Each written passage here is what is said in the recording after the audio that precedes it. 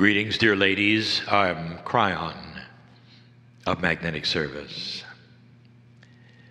My partner steps away. And the step away is again in honoring of the gender, and that's all. There's no secrets here. Not in the channeling.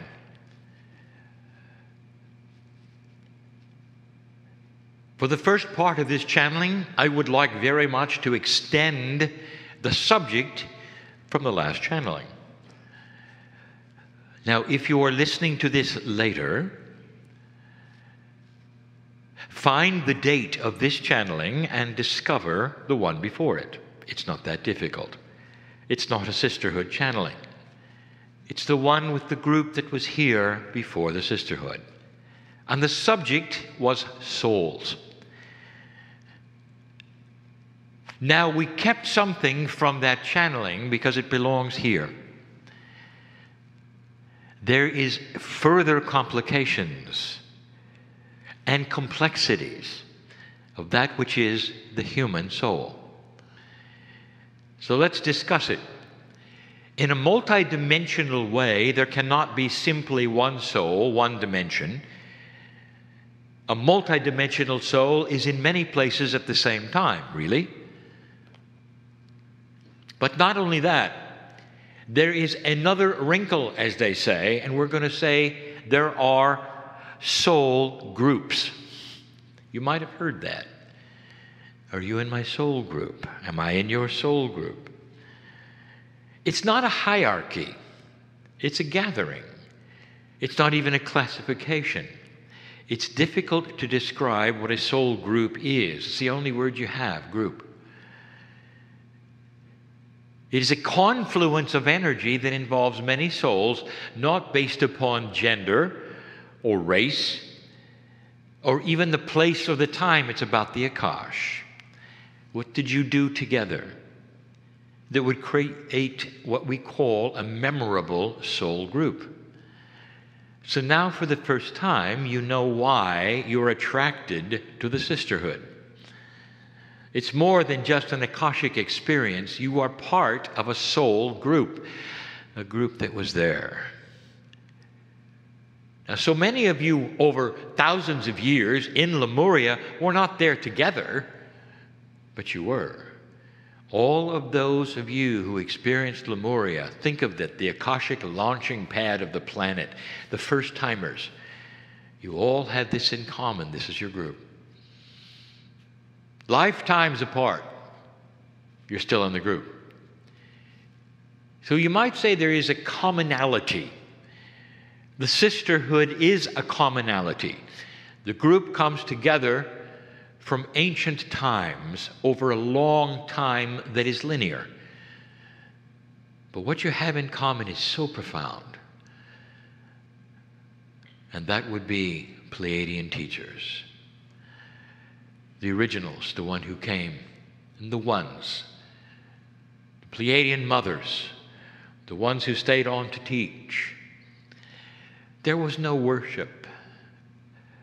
They were simply the teachers. You did not think of them as from the stars. You didn't know any different. Remember, this is the beginning. And so it was very, very common for a Pleiadian teacher to be there. You just assumed it. It was the way of it. That's your soul group. Interesting. I'll just mention this because you see, it's not thought of very often. Even though it's been channeled before, you may not have heard it. It's common paradigm for women to form groups. And you think of what do women do quite often? In your society, they form groups. And whether it's a group just to chat or to talk or sewing circle or whatever, they form groups. And the paradigm goes that what do men do? Well, they don't form groups, they go to the pub. And this would then be a paradigm that has lasted for hundreds of years. It's what you know, your grandparents know, and those before them know. But there is an exception.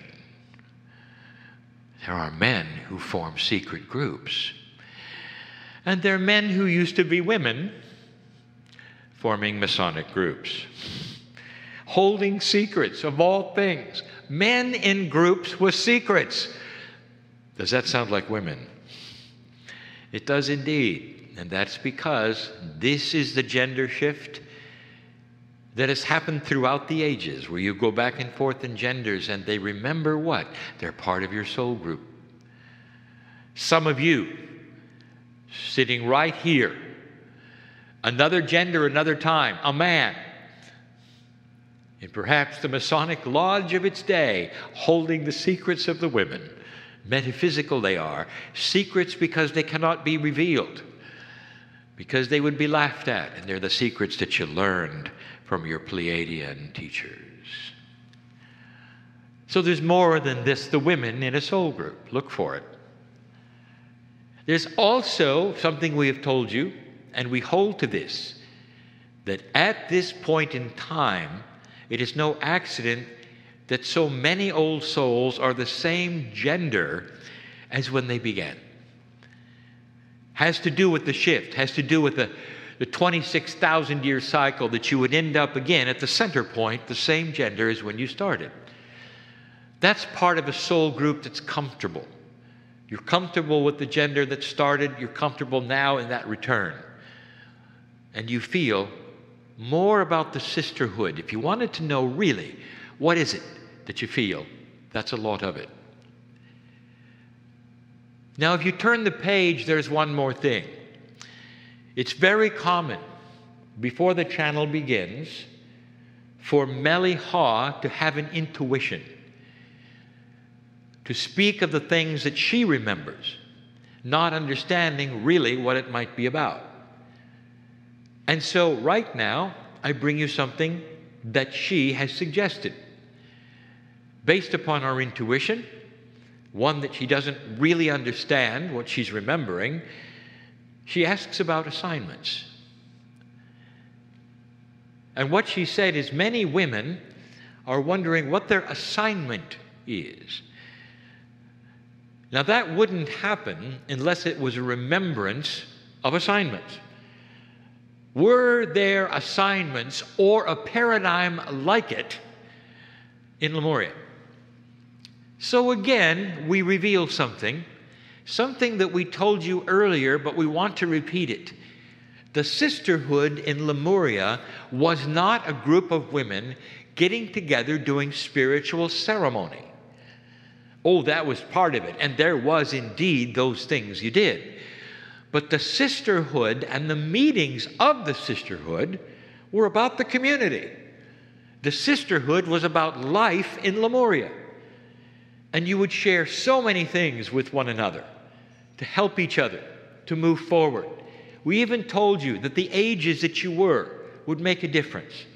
And where some of the senior women would sit in honor, it would make a difference. And what would they share? Profundities? You might say so.